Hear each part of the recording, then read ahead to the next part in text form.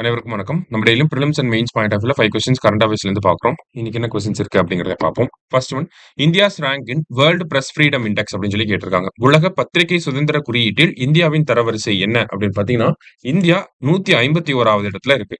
So இந்த ரிப்போர்ட்டை பொறுத்த வரைக்கும் மே 3ஆம் தேதி வேர்ல்டு பிரஸ் ஃப்ரீடம் டே, சரிங்களா, வேர்ல்டு பிரஸ் ஃப்ரீடம் டே அன்னைக்கு ரிலீஸ் பண்ணுவாங்க.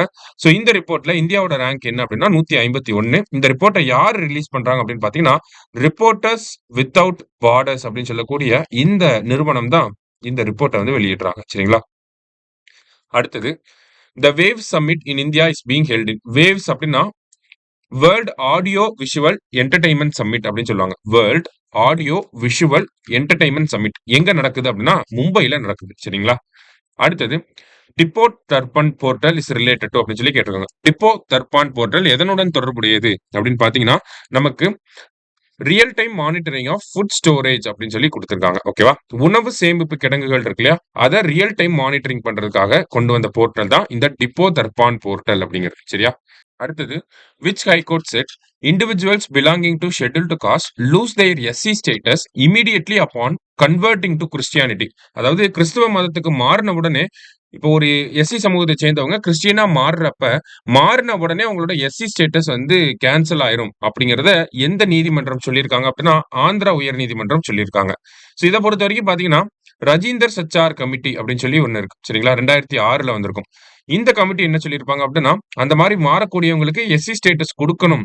இப்ப எஸ்சில இருந்து கிறிஸ்டியனா மாறுறாங்க, அவங்களுக்கும் எஸ்சி ஸ்டேட்டஸ் கொடுக்கணும் அப்படிங்கறத இந்த கமிட்டி சொல்லியிருப்பாங்க.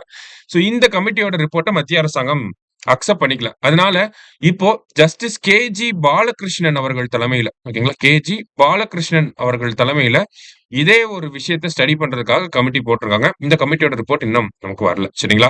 ஸோ அதாவது Dalit converts to Christianity or Muslims அப்படின்னு சொல்லி இஸ்லாம் அப்படின்னு சொல்லி சொல்லுவாங்க, ஓகேவா.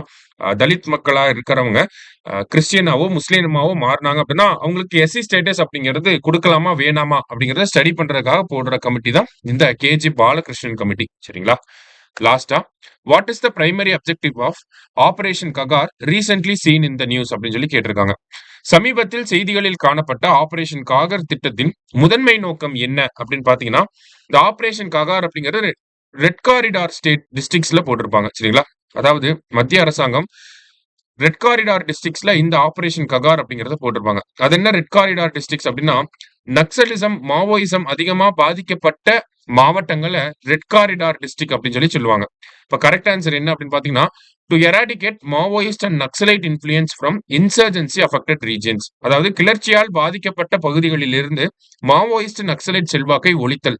அதுக்காக தான் இந்த ஆபரேஷன் காகர் அப்படிங்கறத போட்டிருக்காங்க, சரிங்களா. சோ இன்னைக்கு 5 கொஸ்டின்ஸ் பார்த்திருக்கோம். தேங்க்யூ. சுரேஷ் IAS அகாடமி, வெற்றியின் முகவரி.